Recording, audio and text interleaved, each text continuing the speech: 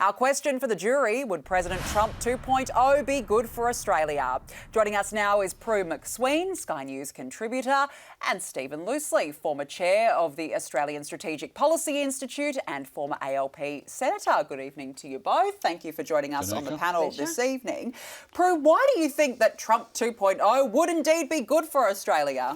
Well, firstly, how pathetic is it that America has these two to serve up? Yeah, you know, it's like true. Worse and worst.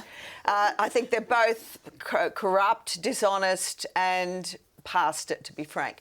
But given all of that, I think what we have to remember in Australia is that a strong America is good for the world and for Australia. And we have in Biden a really weak leader.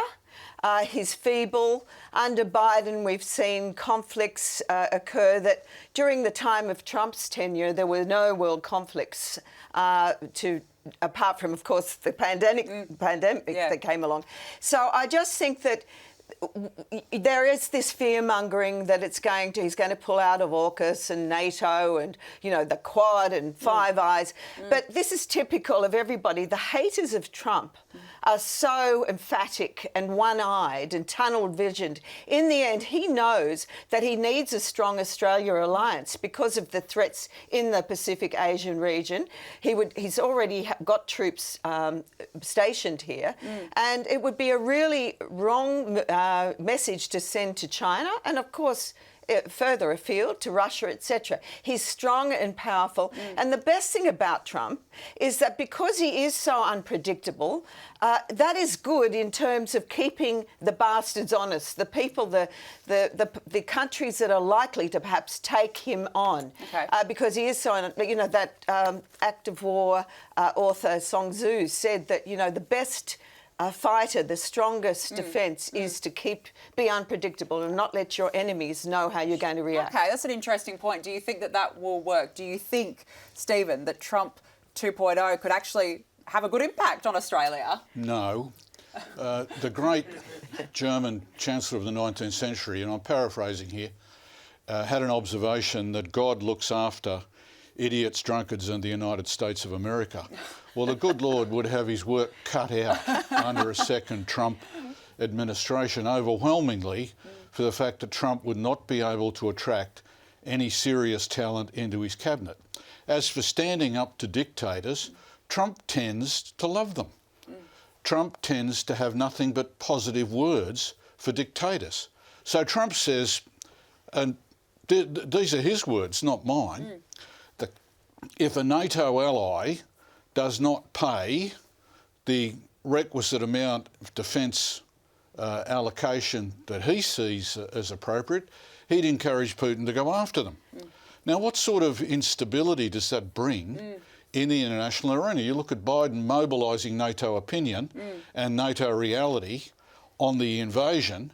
Trump says in 24 hours he'll settle the Ukraine war. Well, how will he do that? By obliging Ukraine effectively to surrender to Putin. You don't know that.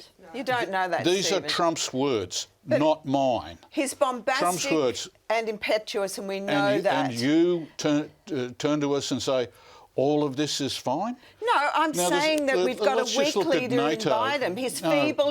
He's empowering all these people, these dictators, to start wars. And the dictators who are Trump's friends. Putin wouldn't have had the guts to do it if his mate Trump was in. Absolute nonsense. No, well, Simple I don't fact of the matter, Danica, is in the United States Senate a few months ago, there was a bipartisan resolution carried that the Senate knows is significant, but it passed almost without notice.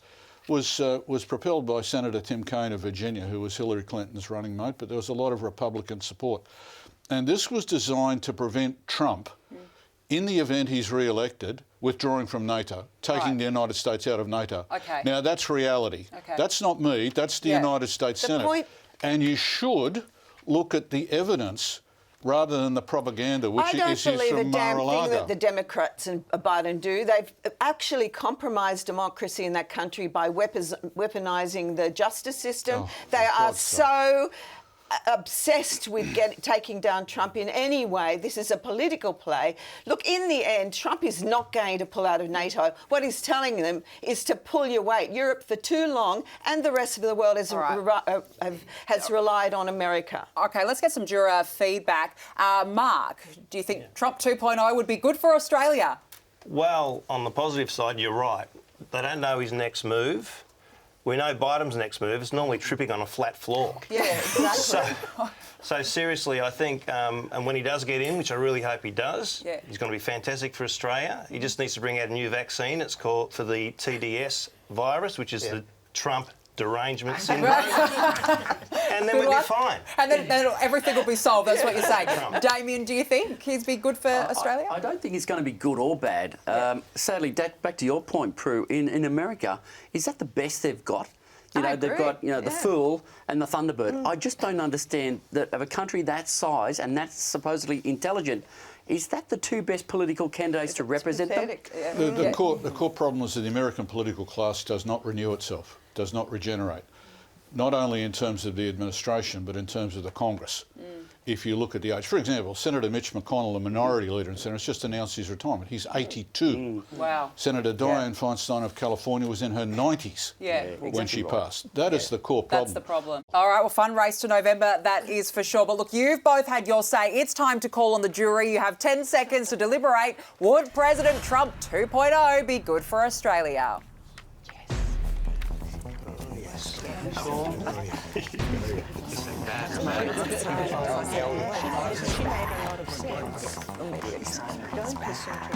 Time is up. What is the jury's verdict?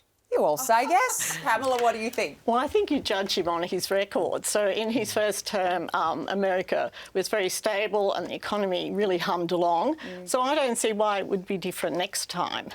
And I think he has qualities which the government in Australia won't like. He is very anti-climate change and very anti-woke. So that'll sort of destabilise the relationship a little bit. They'll have to be very careful handling him. But no, I think he'll be very good. Yeah, Bruce, you got a point? I really think Trump would be good because he'd have these clowns on notice. Yeah, okay. And he actually does what he says he's going to do. Well, he doesn't mince his words, does he? That we certainly does not. He does not mince his words. He's very strong on it. And what about you, Chris, up the back? Well, you've got a case where Trump came in as an outsider, and you got somebody like Biden who's been in politics for 45 years. And as far as our relationship, I think it'll be strengthened because he's very much about borders and protection. And he wants to help us protect our borders as well. Okay, and Sandra, what do you think? Yeah, he's a ratbag and he's a narcissist, but he's also done a lot of good things for the country, and he doesn't stand up for the woke that try to run our country and all the activists that try and run our country. Yeah, isn't it funny? People say they don't like him, but you know what? He might be good for Australia, whether or not we agree or not. Stephen Loosley, Prue MacSween, good to have you both on. Thank you so much for joining us this evening.